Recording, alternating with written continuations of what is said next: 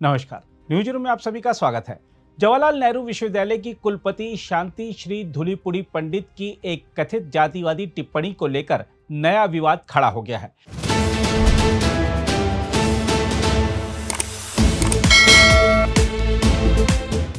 विश्वविद्यालय परिसर में छात्र संगठनों ने उनके इस्तीफे की मांग करते हुए देशव्यापी विरोध प्रदर्शन का आह्वान किया है। विवाद की जड़ एक पॉडकास्ट में दिया गया उनका बयान है, जिसमें उन्होंने कहा कि दलित और अश्वेत समुदाय स्थायी पीड़ित बनकर या पीड़ित कार्ड खेलकर आगे नहीं बढ़ सकते।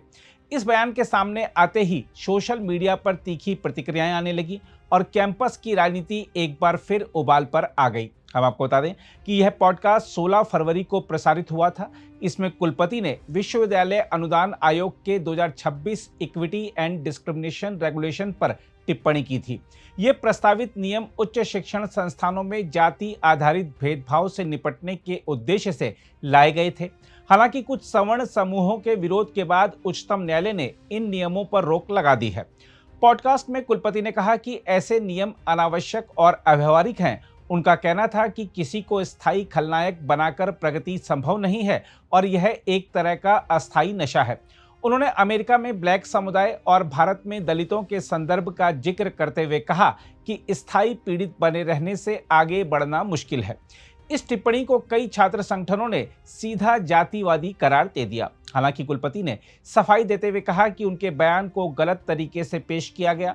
उन्होंने कहा कि वह तथाकथित वोक विचारधारा की आलोचना कर रही थीं और स्थायी पीड़ित मानसिकता के बारे में विरोधियों के तर्क का उल्लेख कर रही थीं।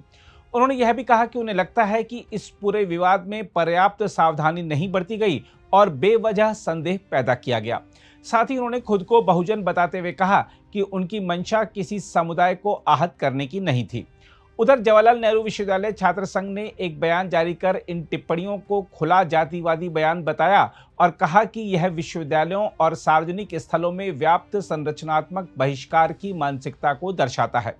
छात्र संघ ने अन्य परिसरों के संगठनों से भी अपील की है कि वे इस बयान की निंदा करें और विरोध प्रदर्शन में शामिल हों।